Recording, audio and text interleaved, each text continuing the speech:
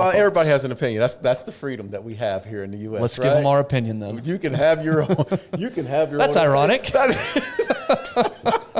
Wait, I can be upset about the country I live in? Yeah, and you can say, I don't like where the country is, and I'm not proud to be an American. And Bob, you can say all that, right? Because we have freedoms here. Mm-hmm. And that's the reason why I love this country.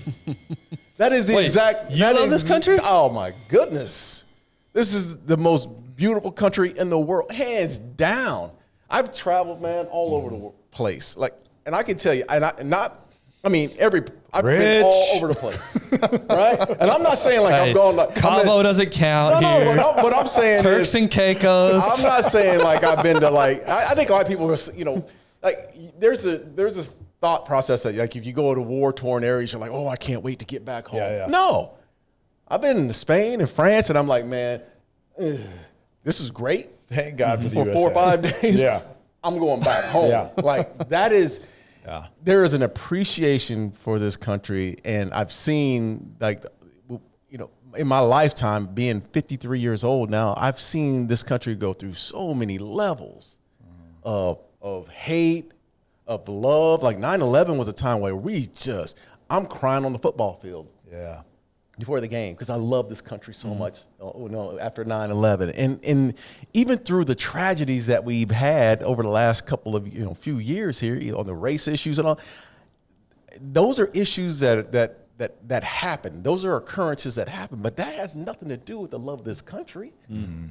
I mean, that happens everywhere in the world. Yeah, but at the same time, we have a voice in this country that can be heard.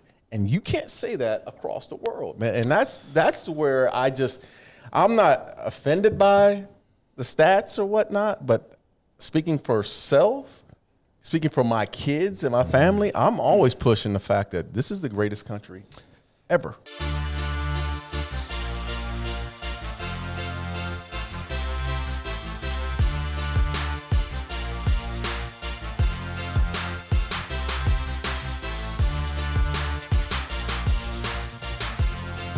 Ty, you feel that energy? Something feels a little different. You're damn right. I almost feel like just like a lightness in the air. Like a darkness, but a lightness. The darkness is showing up. Zulu is back. You know there's energy in here. Welcome back, D. Hey, good seeing y'all. These Thursday episodes have missed you. Yes, they have. I know they have. Not a single. I like the Thursday episode, even though I haven't listened to one in a long time. Not a single person has mentioned that you've been gone, but they don't care about me, man. They don't love me. Hey, nobody else misses you, but Ben and I miss you. We miss you. My wife don't miss me. Yeah. And I think this is a perfect episode for you to come back for. We asked you to come back for this, obviously, because of the topic. Mm-hmm. We're going to benefit greatly. Yeah. People are going to benefit greatly from your perspective on this. But before we jump into that, we did have a question. Somebody DM'd us a question on Instagram. Mm-hmm. And I told them, I said, you know what? This is a great question. I'm going to throw this out to the guys. Let's talk about it. Give you an answer, because I think a lot of people can benefit from this question and this answer. So the question is, and I'm going to conceal their identity just in case they don't want to be known, but it's a quick question for you guys. I had a customer get very upset with me because of a response about being busy during an important week at the club. He's a golf instructor.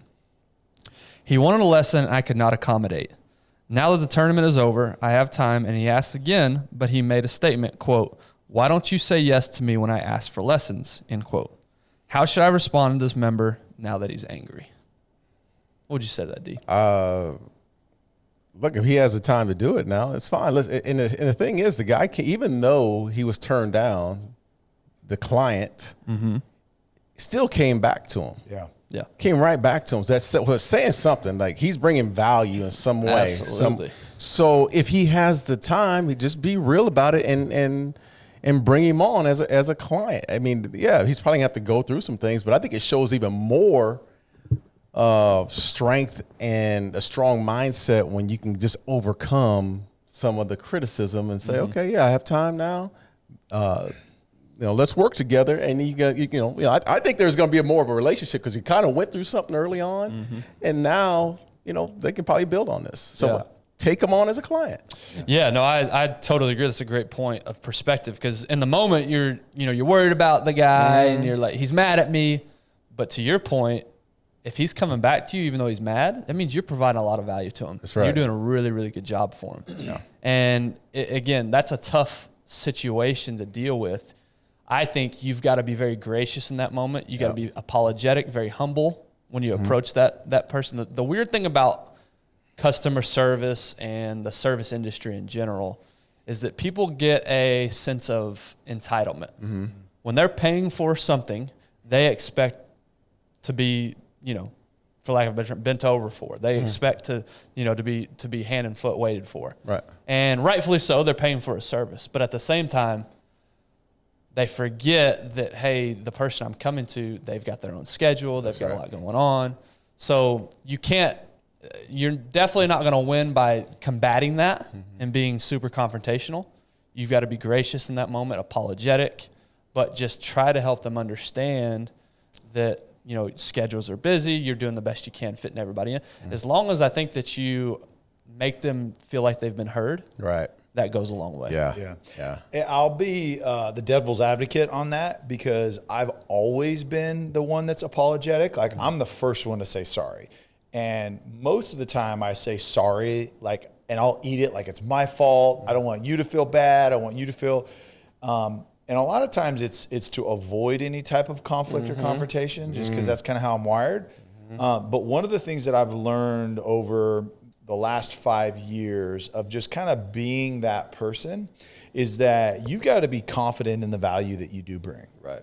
And you have to understand that, listen, if I don't have the time, now look, if he did something wrong where he could have done it and you have this guilt associated with, look, be honest, be humble, and listen, hey, I apologize. I wish that I could have gotten you in. Unfortunately, it didn't, but I really would like to put all my effort into going forward and working on it. Great. But look, if someone doesn't appreciate the fact that you have other things going on, then you've got to ask yourself do I really want to work with that person? Right.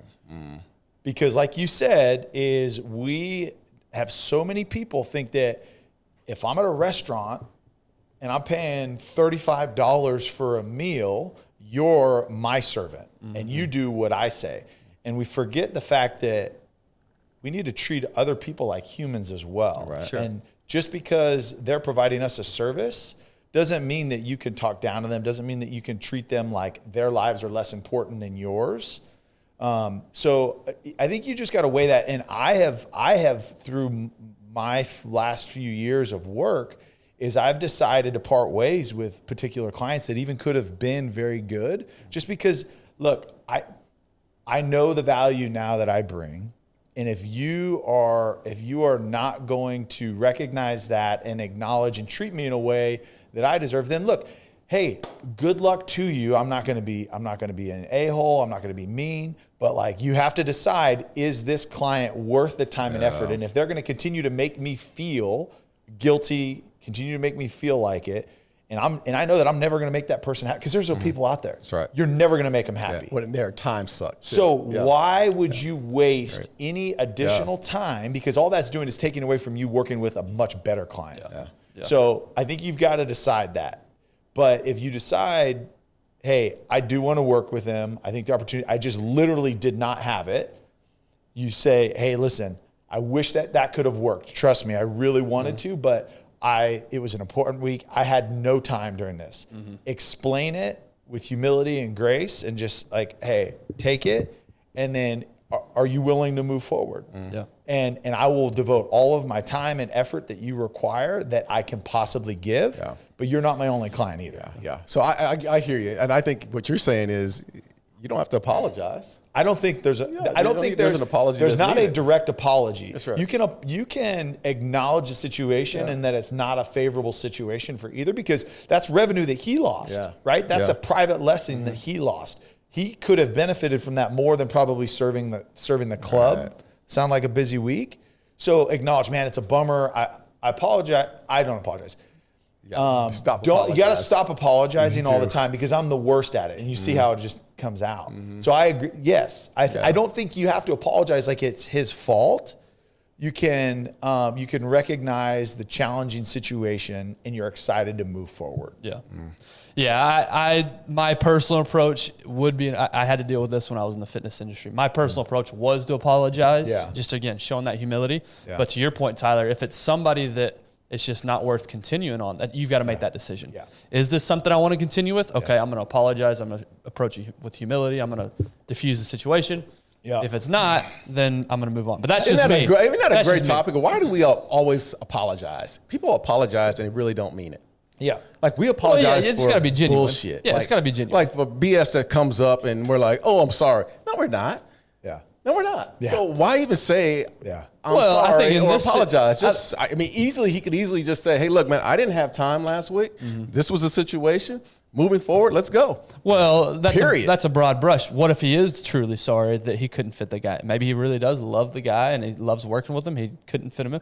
In that situation, I'd be like, I'm sorry I couldn't fit you in. So, but I hear what you're saying. Yeah. If it's not genuine, then don't waste your breath. Yeah. I mean, it's got to be genuine. Ultimately, it's got to be. In the service industry, whatever you're doing, you have to approach it with humility and grace. Like you can't just be arrogant all the time. That's what you signed up for when you signed up for that job. You do have to have humility. So I'm not skirting that, but you also got to make sure that you're not just getting walked all over. Yeah. Right. Because now it depends on, I don't know where his experience his there's a lot of layers. There's a lot of stuff we don't know, right? But there's times when you're early on in your career, you just got to take it on the chin. Yeah. So it's all situational. It all depends. But I also feel like, man, there's part of me that also feels like even though you're in a service industry, if you show strength, agreed, and confidence, I think you're even that more attractive. And that's probably why this guy keeps on banging him on the air like, hey, I want to work with you because he's doing his damn job. Mm-hmm. Yeah. He's got a ton of value in what he's doing and he's showing confidence.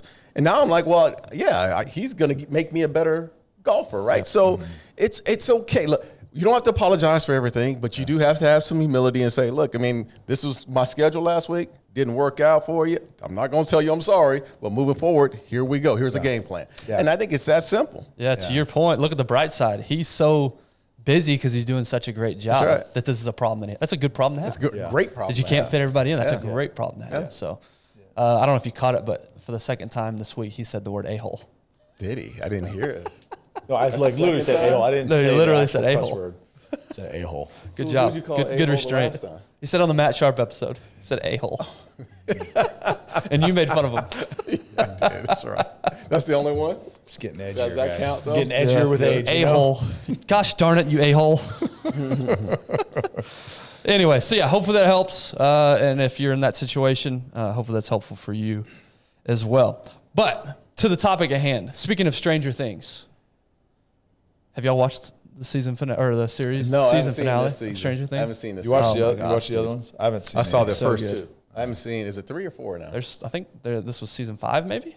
No, is it? I don't know. I've watched every episode, but I don't know where. Okay. Yeah. You might be right. You got to get out there and watch it. Tyler, get on the train. I haven't seen. Hey, I watched Yellowstone. You watch Stranger Things.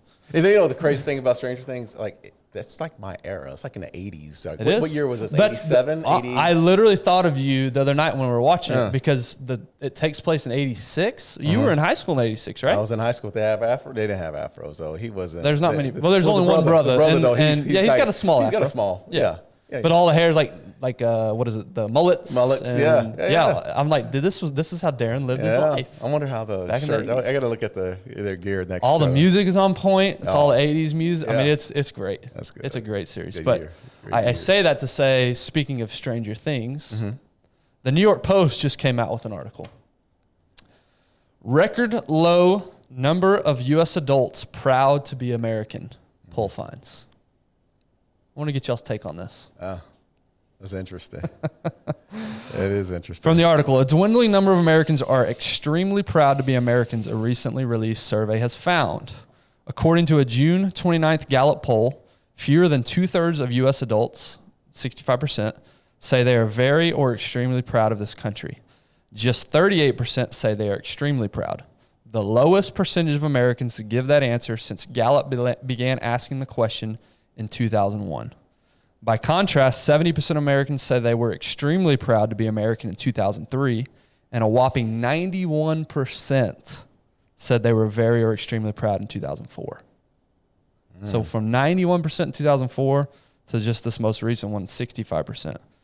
So the Gallup survey found let me make sure I'm hearing that. 65% said they are proud. So they're extremely proud. Okay. In 2004, 91% said Well, they're you're coming extremely proud. off, you know, Right. 9/11, Different circumstances. You're coming off yeah. 9/11 and as we're well, going to dive into the yeah. nuances Yeah. here and have a discussion on that. But here's the divide politically by party. It says while 58% of Republicans express extreme national pride, that figure is down from 76% in 2019 and 86% in 2003.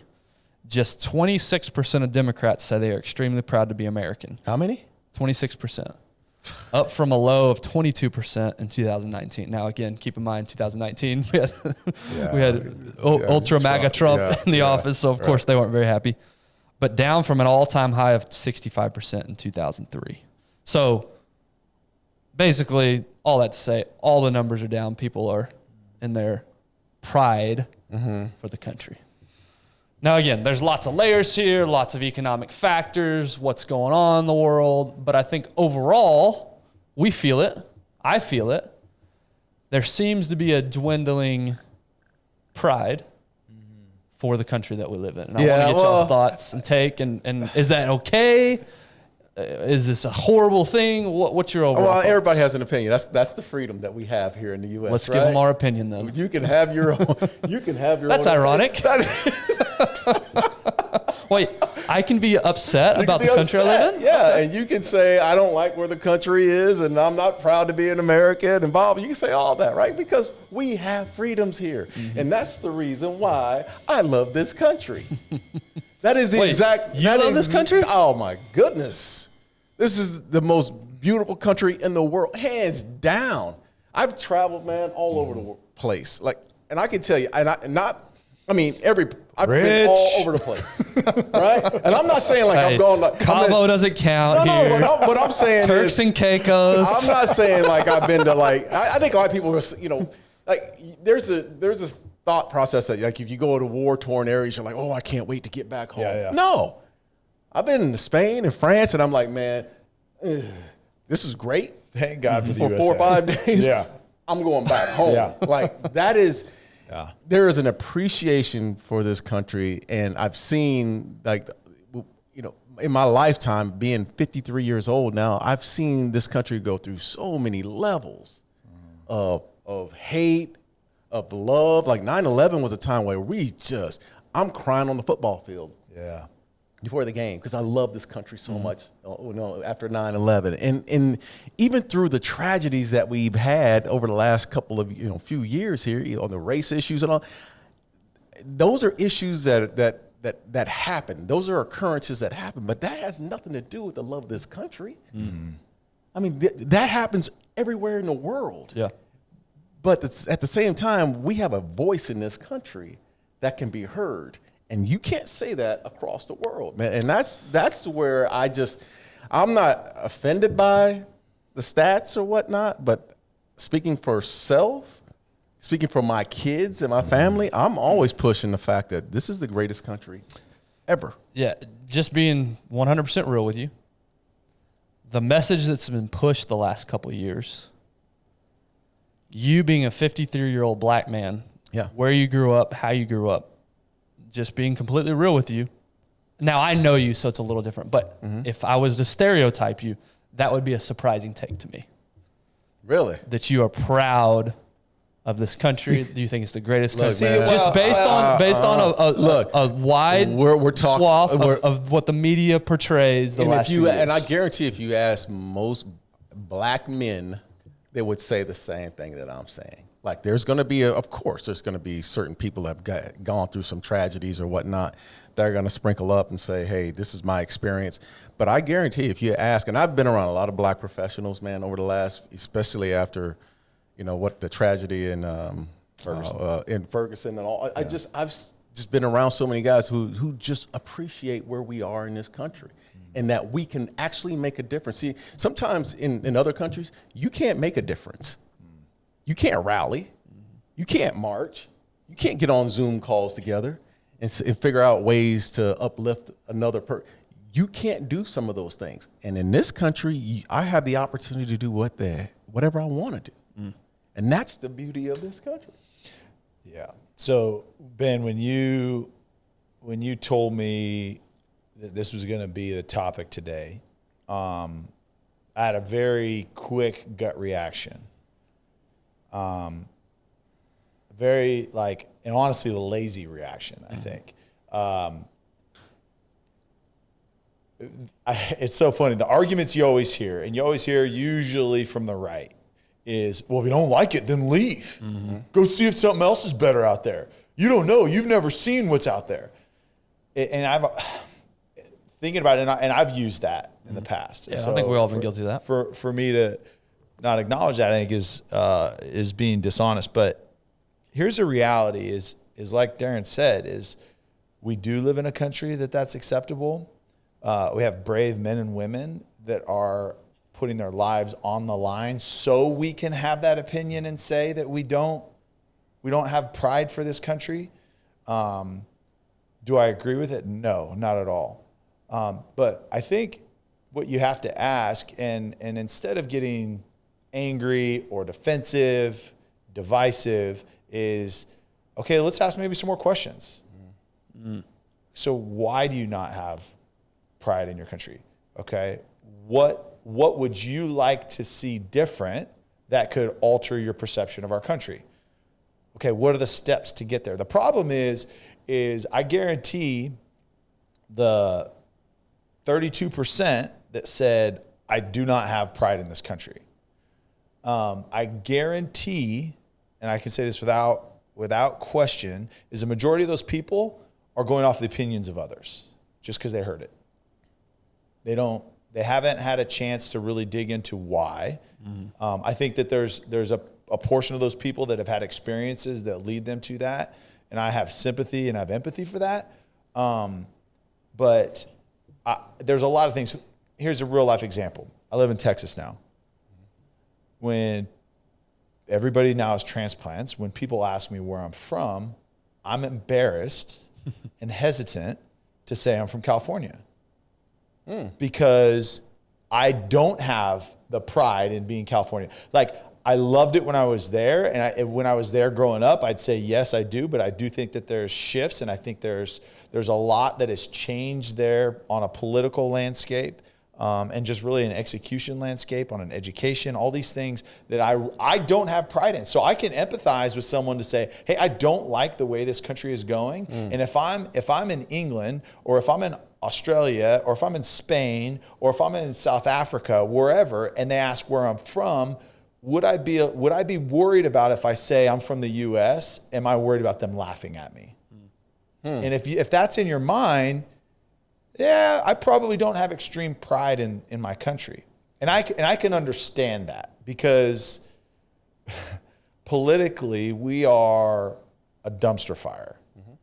I mean, we really are. We have an absence of leadership in positions of power in this country, and I think a very selfish regimen.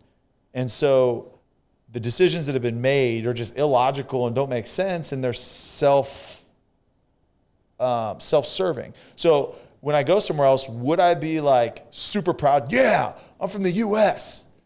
I don't know. I don't know if I would.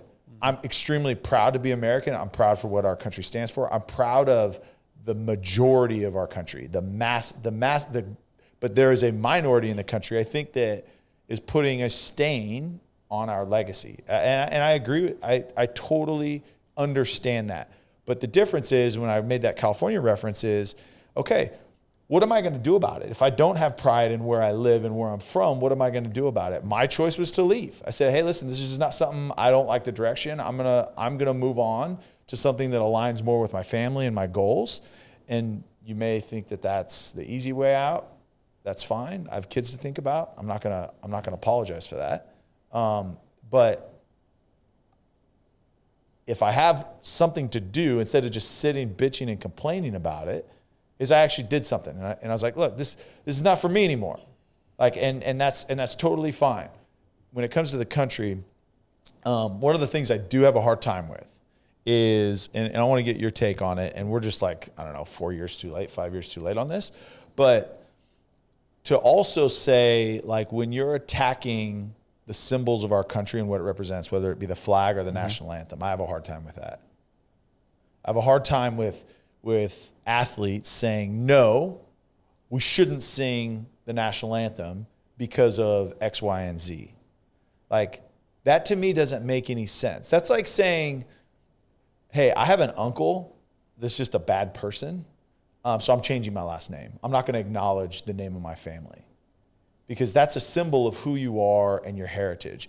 The national anthem and the flag didn't create slavery. It didn't create oppression. It was created by our founding fathers who came over in trying to get away from oppression from England, trying to give freedoms. Now, did they do everything right? Absolutely not. There was a ton back in the day in 1776 that was way backwards. But what they were trying to do is they were trying to create freedoms from an oppressive ruler overseas, right? So let's just understand that. And so to say, yeah, no, I'm not gonna represent that. But and look, I'm gonna get really insensitive, and I don't have all the information right now, but I'm thinking of the Brittany Griner situation right now in Russia. Was very outspoken about how the national anthem shouldn't be played. I'm not gonna acknowledge it at our basketball games. Then you go to another country to play, you get arrested for drug possession. Now you're saying, oh, no, you need to come save me. Like, I'm only relying on you when you can give me something. If you don't represent something that I don't like, that I feel caught in effect, if I feel attacked or violence because I feel oppressed, and it's even being reinforced by her coach right now. Her coach is saying, well, if it was LeBron, President Biden would have gotten him out. No, if LeBron got arrested with drugs overseas, I'm sorry. I don't think that the United States is going to go to war over LeBron for bringing controlled substances to a place where it's illegal. Okay? So you now need something from our country that you don't have pride in, you don't respect, but now I need you to come save me. Yeah, but that's a tough one, man, because there's a lot of people that have been incarcerated around the world that probably don't agree with, look, I think we're painting a broad brush there. I think there's part of it that speaks to, like, we're Americans, right? We are, and if you don't like where you came from or whatnot, that you have the right to, and there's a choice, right? You have choices in life, and again, we're talking about the scars, but we're also talking about the beauty. Yeah. I'll talk about all these things that you don't like about A, B, C, and D, but then you talk about the beauty of, man, the decisions I can make. Yeah. The choices that I can make. How can I overcome? Look, as a black man, I've had to overcome things. People have said negative things to me. I've heard a lot of racial slurs throughout my life, but I'm still in a country where I can push, I can get my ass up every day. I can try to achieve my goals. I can say what the heck I want to say as long as I don't get arrested for saying something really crazy or doing something really crazy. But I have a voice, and that's the beauty of this country. So why are we taking shots? I mean, we shouldn't take shots at people that have an opinion. Well, for the most part, you're not going to get arrested for what you say, which is the not. beautiful thing about it. Which is the beautiful thing about it. Where other countries, you will get arrested. That is my point. The whole broad brush, that's exactly right, is there's a few, there are some bad people out there. There's no doubt. There are some bad people that make things for people really, really bad. And I totally get that. But to then paint the entire country, our national anthem, flag, whatever it is, to paint that picture that, hey, this is terrible. This is the worst place ever. I mean, I think you can attest that more people have more freedoms and ability to succeed than ever before. Absolutely. But that's what I'm saying. It's an opinion. It's right. That's right. Everyone has their own opinion. It's, you don't have that opportunity to have your own opinion in China. No. Right. You don't. Yep. No. Right? But that's what I'm saying. Like, it's okay for Brittany Griner to have an opinion. It's okay for the NFL players or not, and most NFL, I mean, that's a whole subject. Like, they weren't talking about the flag, but I'm just saying, if there's certain things that you don't feel are right. Yeah. you should be able to voice your opinion. Yeah. The challenge that I have, and we've talked about this a bunch, is if your opinion is uneducated and not your own. Right. If you have your own opinion, I am all about that. Like, stand up for it. That's what this country is built on. Right. But when you just regurgitate something you saw on social media that is uneducated, not researched, or on mainstream media that is an agenda that's pushing, you just regurgitate that because that's the side that you align with. Mm-hmm. All that does is that creates a deeper and deeper wedge. No. I disagree with that. Because we have the option to really listen to whatever is being said, right? Yeah, we can say that. Yeah. But it's not your opinion, because unless you actually know, if you just listen to CNN, mm-hmm. yeah, you're going to hate the country. Right. You're going to hate everybody. Mm-hmm.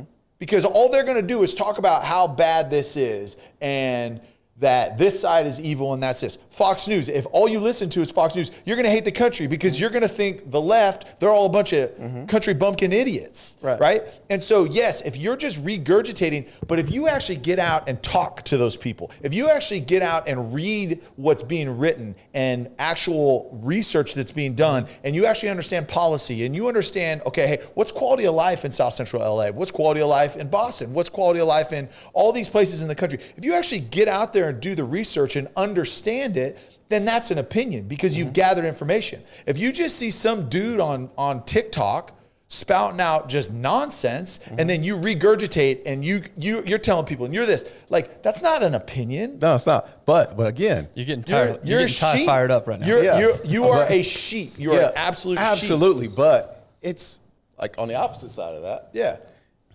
And I'll just be real on my end. I don't give a shit. People, even if they haven't done their research and they want to say what they want to say, it does not affect me. It doesn't. It affects me when I go, oh my God, that really, you don't know what you're talking about. No, look, why? See, though, because you know ignorance, right? I've heard ignorance all my life. People say things, and you're like, dude, you're no. See, but there you go, Darren. And I don't there care. You go, bringing logic into an argument. I'll push back in just a little bit on that. I totally understand what you're saying. I prefer you did. Totally understand what you're saying. It doesn't personally affect you yet. The problem is when politicians start speaking to this mentality, that does affect you. Yeah. There are real life hey, brother, things have affected policies. Me. I mean, look, policies right now that are affecting you. Absolutely, right? But when we really think about it, you're talking about a 3% of people, right? Mm-hmm. Logically, most of the time, things find a way to straighten themselves out. Mm-hmm. I think the part that we're having, and because we're hearing ignorance and then we're being so vigilant on this side, we're swinging the whole damn thing this way. And then it's swinging the other way. Look, there's a part of being secure in who the hell you are as a person. Yeah. To where those things that are being said don't affect you. Mm-hmm. No, I agree with you. Yeah. And you figure out a way, if you want to figure out a way to straighten the things out, and then you have the right in this country to decide the path that you want to go. But I just don't feel like I think we want to fight fire with fire all the time, and it's like, 100%. Look, dude, you can't. We can't always make things right. I literally was like fired up, and I had like 4 or 5 more points, and I'm like, then it comes up with this, and then it's like. Yeah, no, I do agree with you. I do agree with you. And the point of this article is to do exactly what it's doing, which is to be controversial, get us fired up, get us emotional. That's the point of this whole thing.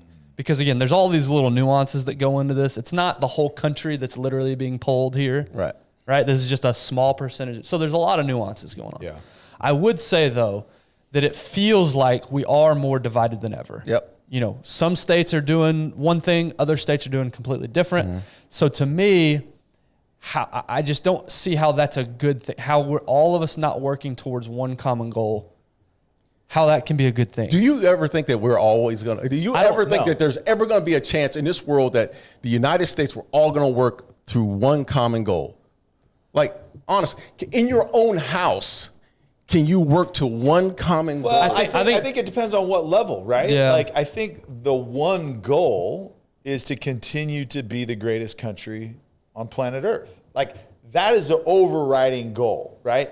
The paths to get there are going to always look different. You honestly feel like people are thinking in their mind that the path for the U.S. is we're all having one common goal to make this, because that's not bullshit. I think that's what that survey is saying, right? Is is I don't know.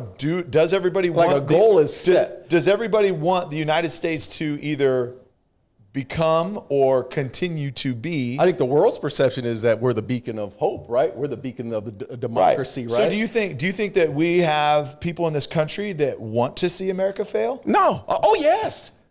In this country? Yeah. Yeah, I think there's, I'm sure there are people. Look. All right, so do we execute we have those some people? people in this country that are definitely have it out for us, right? I mean, let's just call it what it is. I mean, there's so much ignorance in this world, man, that you're going to hear so many different viewpoints of what they feel about America. Yeah. Right?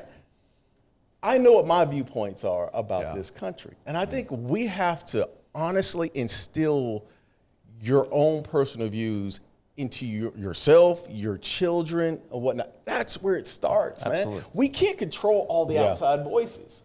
Yeah. And we don't all have the same mindset and have the same goals, because there's no way we do. But with those differences, we can make a difference in our own home, in our own community, and we talk about this all the time. Don't think that you're going to be able to change everyone's mind. You're just not. Yeah. No, it definitely starts with personal excellence, for sure. What are you doing for yourself? What are you doing for your family? It definitely starts there. Yeah. I would say, though, that regardless of your opinion how things are going, it's balancing pride for the country, but also recognizing where we can improve. Mm-hmm. And I do think that people that have opposite views of me, I don't think worst intent on their part. Mm-hmm. For instance, if somebody wants, free healthcare for all or welfare for all or whatever, their intentions are, we want to bring people up. Mm-hmm. We want to make everybody a more even playing field. We want to better everybody. Mm-hmm. Rising tide rises all boats, right? Mm-hmm. So while I disagree with the method of going about it, I do agree with the goal of how can we make everybody better? Yeah. So that's my point in saying you have to share common interest, in my opinion, of getting to a place where everybody benefits. But you're going to go about that in a different way, depending on your opinion. 9/11 depending on your was experience. a prime example of that, right? Mm-hmm. Is we all went through something so tragic and watched and witnessed our country being attacked, right? And then what was the common theme?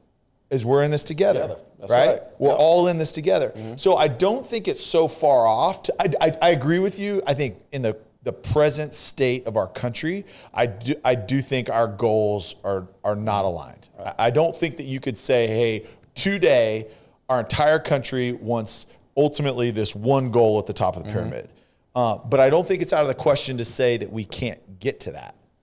And my prayers are daily, is that we don't go through something extremely tragic like 9/11 to get back to that place. Right.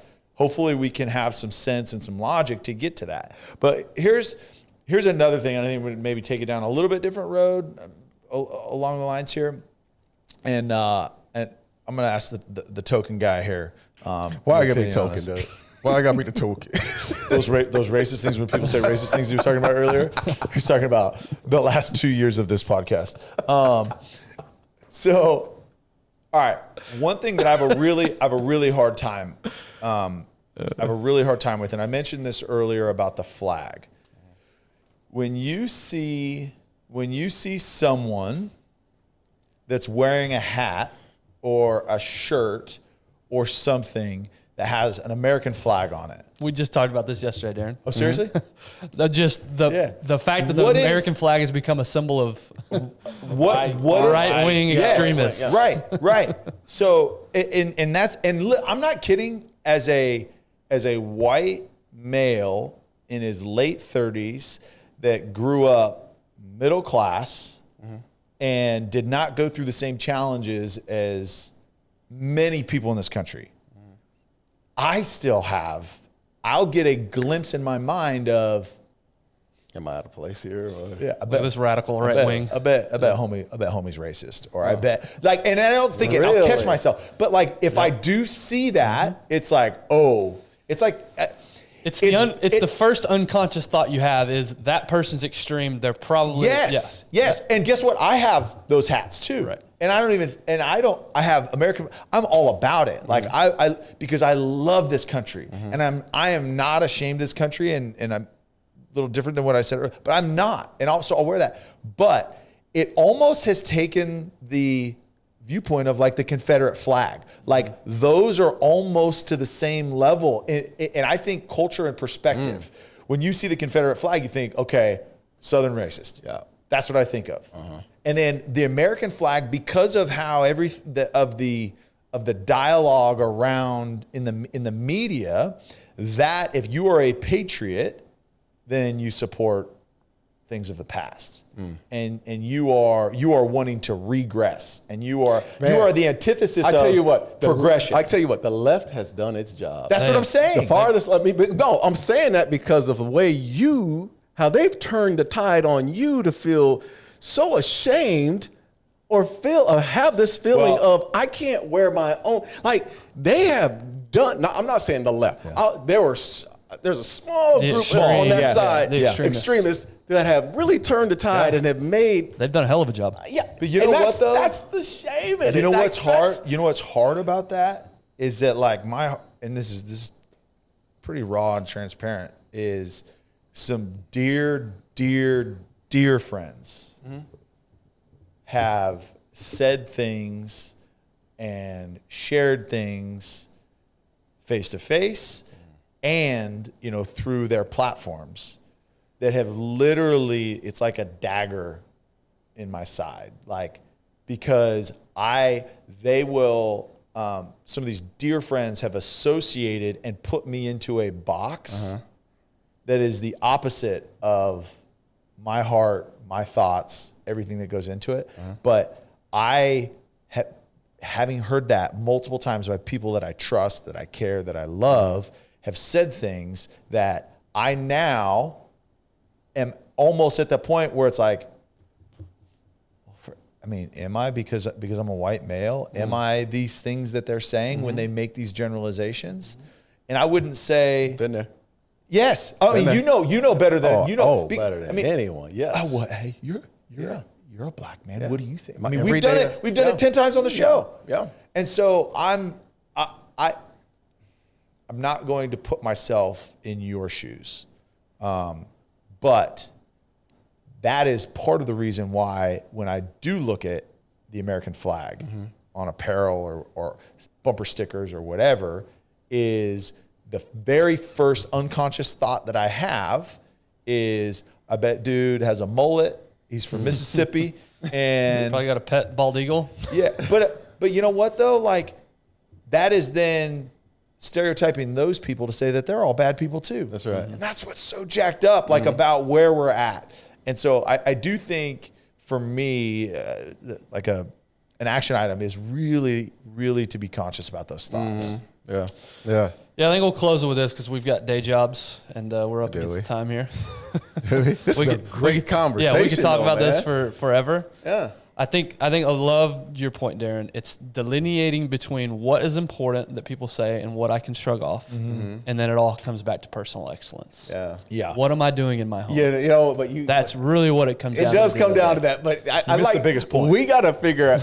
We got to finish this topic because you're the one that has a freaking meeting. So I know, but I just think that there's so much meat on this bone as it pertains to what Tyler just said, because the pendulum has swung so far one way. Like it was one way for a long time, and a lot of black, brown folks feel like well, we can't do this, you can't do that, and they look at us this way, and they say these things about us.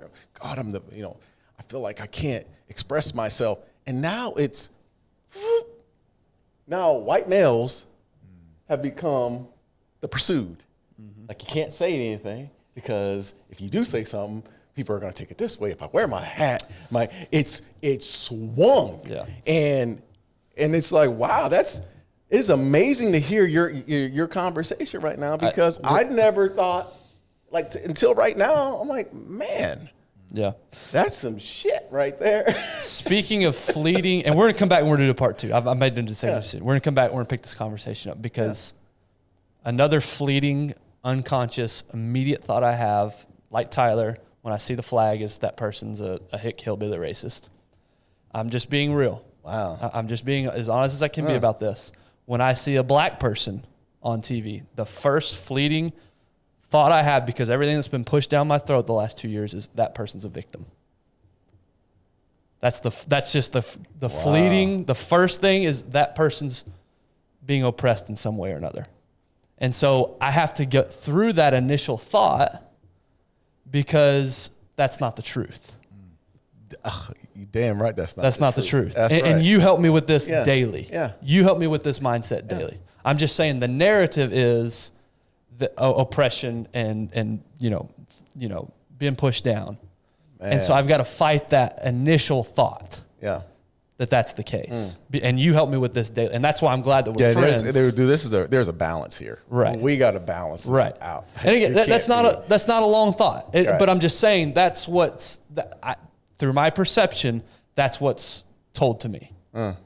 And so I've got to fight. And like I said, being friends with you has opened up my world entirely to different points of view and thoughts. And I'm glad that you challenged me in that way.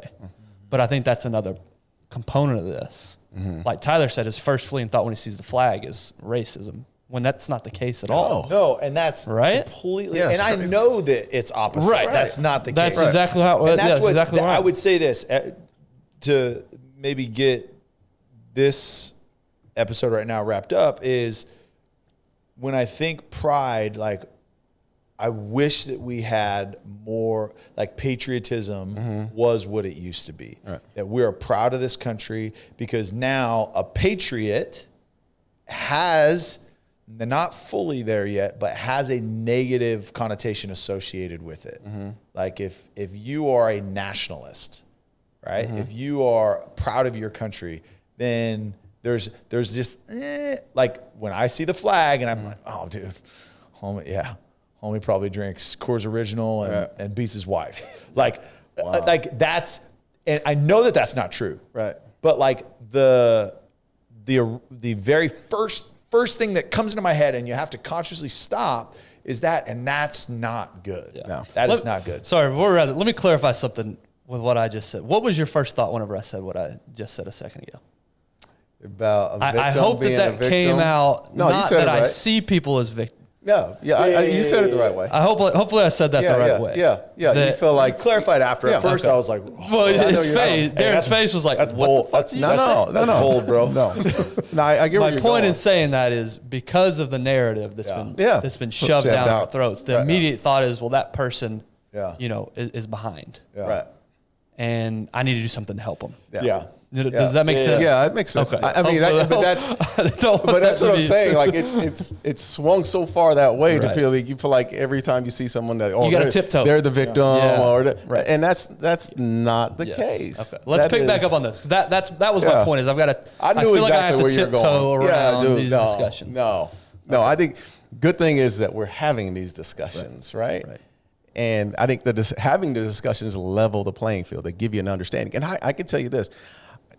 There's so many black and brown folks that have gone through a lot of things in their lives that are really coming up now. And the patriotism is there, brother. You just probably don't see it. It is. All right, we got to cut it. I know we got to cut it. Let's talk about that. Last thing is we need to get to a place where we're talking about what we talk about on a daily basis on this show. It's about the characteristics, the resilience, going through challenges, as opposed to a black woman that has been through a lot, and really proud of her for what she's done. It's like, no, like let's encourage and talk about those personal traits that are individualistic. Absolutely. And not put it into a category, subcategory. When we can start having the dialogue around that, where, look, guys, I think if we do it today, it's not acknowledging still some things that are going on within the country. But that's what, as a country, we need to do is like, hey, man, Darren went through a bunch. It wasn't Black Darren went through a bunch. It's, hey, Darren went through a bunch and he overcame it, man. Look at his story. Look how encouraging he is. Hey, Ben was raised in the streets of Rio, and he used to dig through the trash to eat banana peels. And look at him now. Like, you know what I mean? It's like, let's talk about the individuals, because that is what the United States of America is. It's a congregation of immigrants from everywhere, man. that have unlimited potential to accomplish what they want. And again, that's maybe the next episode, if you're willing to put the blood, sweat, and tears into it. The opportunity is there more than it ever has been. And that's something you can be proud of. Yeah.